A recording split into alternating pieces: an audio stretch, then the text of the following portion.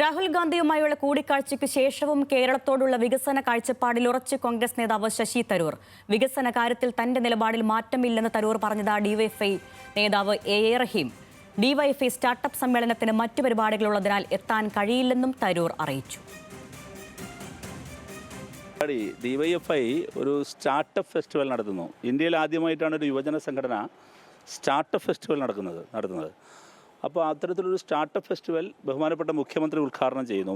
അതിൽ വിവിധ ഡിസ്കഷൻസ് ഉണ്ട്. അപ്പോൾ അതിലുള്ള ഒരു പ്രധാനപ്പെട്ട ഡിസ്കഷനിലേക്ക് ശ്രീ ശശി തരൂരിനെ ക്ഷണിക്കാനാണ് ഞങ്ങൾ വന്നത്. വികസനത്തിൻ്റെ കാര്യത്തിൽ ഇത്തരം കാര്യങ്ങളിലൊക്കെ ഞങ്ങൾ എടുക്കുന്ന ഇനിഷ്യേറ്റീവ് അതിൽ രാഷ്ട്രീയമില്ലെന്ന് തന്നെ അദ്ദേഹം പറഞ്ഞു. വികസനത്തിൻ്റെ കാര്യത്തിൽ നേരത്തെയും എനിക്ക് രാഷ്ട്രീയമില്ല, ഇപ്പോഴും എനിക്ക് രാഷ്ട്രീയമില്ല എന്ന് അദ്ദേഹം ഞങ്ങളോട് അങ്ങനെ തന്നെ പറഞ്ഞു.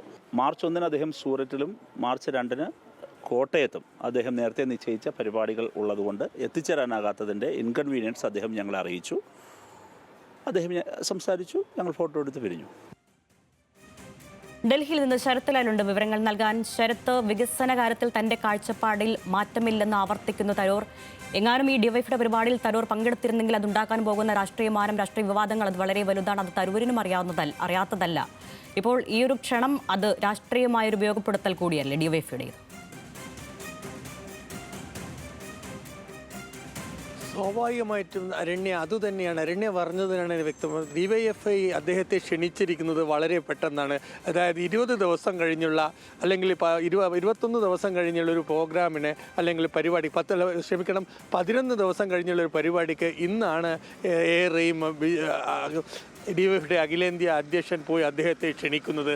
സ്വാഭാവികമായിട്ടും ലേഖന വിവാദത്തിന് ശേഷം വികസന കാര്യത്തിലും അതേപോലെ കേരളത്തിൻ്റെ വികസന കാര്യത്തിലും ശശി തരൂരിൻ്റെ ഒരു ലൈനിൽ വന്ന മാറ്റം കണക്കിലെടുത്ത് കൊണ്ടുതന്നെയാണ് ഡിവൈഎഫ്ഐ ഇന്ന് ക്ഷണിക്കാൻ പോയത്. സ്വാഭാവികമായിട്ടും തരൂരിൻ്റെ പരിപാടി സംഘടിപ്പിക്കുന്ന വ്യക്തികൾക്കെല്ലാം അറിയാം, ഒരു 3 മാസം മുമ്പെങ്കിലും അദ്ദേഹത്തിൻ്റെ പ്രോഗ്രാമുകൾ നേരത്തെ ചാർട്ട് നിശ്ചയിക്കുന്നതാണ്. ഈ സാഹചര്യത്തിലാണ് ഇന്നലെ രാഹുൽ ഗാന്ധിയുമായി അല്ലെങ്കിൽ മല്ലികാർജ്ജുന ഖാർഗെയുമായി അല്ലെങ്കിൽ നടത്തിയ ചർച്ചയ്ക്ക് ശേഷം തരൂരിൻ്റെ നിലപാട് എന്ന് അറിയാൻ കൂടിയുള്ള ഒരു വ്യഗ്രത കൂടി ഈ ക്ഷണത്തിൻ്റെ പിന്നിലുണ്ടെന്ന് നമുക്ക് പറയേണ്ടി വരും. ഏതായാലും ഡിവൈഎഫ്ഐ വളരെ രാഷ്ട്രീയപരമായി തന്നെയാണ് ഈ ക്ഷണത്തെ നോക്കിക്കണ്ടതും ആ ക്ഷണിക്കാൻ വേണ്ടി ഇന്ന് തരൂരിൻ്റെ വസതിയിലെത്തിയും. തരൂരാകട്ടെ തൻ്റെ നേരത്തെയുള്ള പരിപാടികൾ ചൂണ്ടിക്കാട്ടി തനിക്ക് പരിപാടിയിൽ പങ്കെടുക്കാൻ ഇത്തരമൊരു പ്രോഗ്രാമിൽ പങ്കെടുക്കുന്നതിനുള്ള അസൗകര്യം അറിയിക്കുകയും ചെയ്തു. എന്നാൽ അതിലെ തന്നെ അദ്ദേഹം നിങ്ങൾക്ക് എല്ലാവിധ ആശംസകൾ നേരുന്നു എന്ന് കൂടി തരൂർ പറഞ്ഞിട്ടുണ്ട്. അതിനെക്കാട്ട് വളരെ പ്രധാനപ്പെട്ട ഒരു സംഭവം എന്നാൽ ഡിവൈഎഫ്ഐ നേതാക്കൾ ചോദിക്കുകയാണ്, തങ്ങൾ ഒരു ഫോട്ടോ എടുത്തുകൊട്ടെ, ആ ഫോട്ടോ അതിനെന്താ ഫോട്ടോ എടുത്തത് മാത്രമല്ല അത് തങ്ങളുടെ വെബ്സൈറ്റിൽ ഉപയോഗിച്ചുകൊട്ടെ എന്നും കൂടി അദ്ദേഹത്തോട് പെർമിഷൻ ചോദിക്കുകയും ആ പെർമിഷൻ അദ്ദേഹം നൽകുകയും ചെയ്തു. അപ്പോൾ തരൂരിനെ സംബന്ധിച്ചിടത്തോളം തൻ്റെ വികസന കാര്യത്തിൽ നിലപാടുകൾ മാറ്റം വന്നിട്ടില്ല. അതായത് കോൺഗ്രസിൻ്റെ കണ്ണുരുട്ടിലൊന്നിലൊന്നും തൻ്റെ കേരളത്തിലെ വികസന കാര്യത്തിലും വ്യവസായവൽക്കരണത്തിൻ്റെ കാര്യത്തിലും നിലപാടിൽ മാറ്റമില്ല എന്നൊരു സന്ദേശം കൂടി പുറത്തേക്ക് പോകുന്ന ഒരു സാഹചര്യം കൂടി വേണമെന്ന തരൂരിൻ്റെ രാഷ്ട്രീയ ബുദ്ധി കൂടിയുണ്ട് ഈ കൂടിക്കാഴ്ചക്ക്. കാരണം തരൂർ കൂടിക്കാഴ്ച കഴിഞ്ഞ ഉടനെ തന്നെ തരൂർ സ്റ്റാൻഡിംഗ് കമ്മിറ്റി യോഗത്തിൽ പങ്കെടുക്കാൻ പോയി അവിടെ നിന്ന് കേരളത്തിലേക്ക് തിരിക്കുകയും ചെയ്യും. സ്വാഭാവികമായിട്ടും ഇന്നും തരൂർ പിൻവശത്തോടു കൂടിയാണ് മാധ്യമങ്ങളെ ഒഴിവാക്കി തൻ്റെ ഫ്ലാറ്റായ സരസ്വതി 902 നിന്ന് അദ്ദേഹം പിറകുവശത്തെ ഡോർ ഉപയോഗിച്ചാണ് ഇന്നും പുറത്തുപോയത്. മാധ്യമങ്ങളുമായി കാണാൻ തയ്യാറില്ല. ഇതൊക്കെ നമുക്ക് കാണിക്കുന്നത് ശശി തരൂർ മനസ്സ് തുറക്കുന്നില്ല എന്നുള്ളതാണ്. അദ്ദേഹം എന്തൊക്കെയോ കരുതി വെച്ചിട്ടുണ്ട്. ആ കരുതി വെക്കൽ കോൺഗ്രസ് നേതൃത്വത്തിനും അറിയാമെന്ന് കരുതുന്നു. ഇന്ന് രമേശ് ചെന്നിത്തലയുടെ പ്രതികരണം നോക്കിക്കഴിഞ്ഞാൽ നമുക്ക് വരികൾക്കിടെ കൂടി അത് വായിച്ചെടുക്കാം.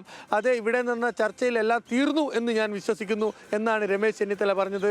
സ്വാഭാവികമായിട്ടും കേരളത്തെ സംബന്ധിച്ചിടത്തോളം കേരള KPCCയും കേരള നേതാക്കളും ശശി തരൂരിനോട് പൊറുക്കാൻ തയ്യാറായിട്ടില്ല.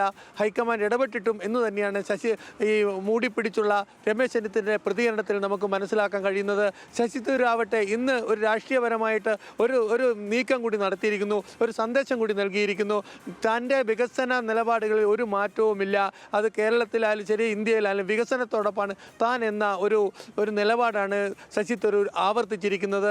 അത് ഡിവൈഎഫ്ഐ നേതാക്കളുടെ പുറത്തു വരികയും കൂടി ചെയ്യുന്നു. സ്വാഭാവികമായിട്ടും ശശി തരൂരിനെ സംബന്ധിച്ചോളം കോൺഗ്രസുമായിട്ട് ഒരു സഖ്യമുണ്ടായാലും ശരി, കോൺഗ്രസുമായി മഞ്ഞുരുകിയാലും CPMൻ്റെ ഇടതുപക്ഷത്തിൻ്റെ ഒരു പിന്തുണ കൂടി ഈ കൂടിക്കാഴ്ചയോടെ അദ്ദേഹം ഉറപ്പാക്കിയിരിക്കുന്നു എന്ന് വേണം കരുതാൻ. അരണ്യ, അതാണ് വിവരങ്ങൾ നൽകുകയായിരുന്നു ഡൽഹിയിൽ നിന്ന് ശരത് ലാൽ.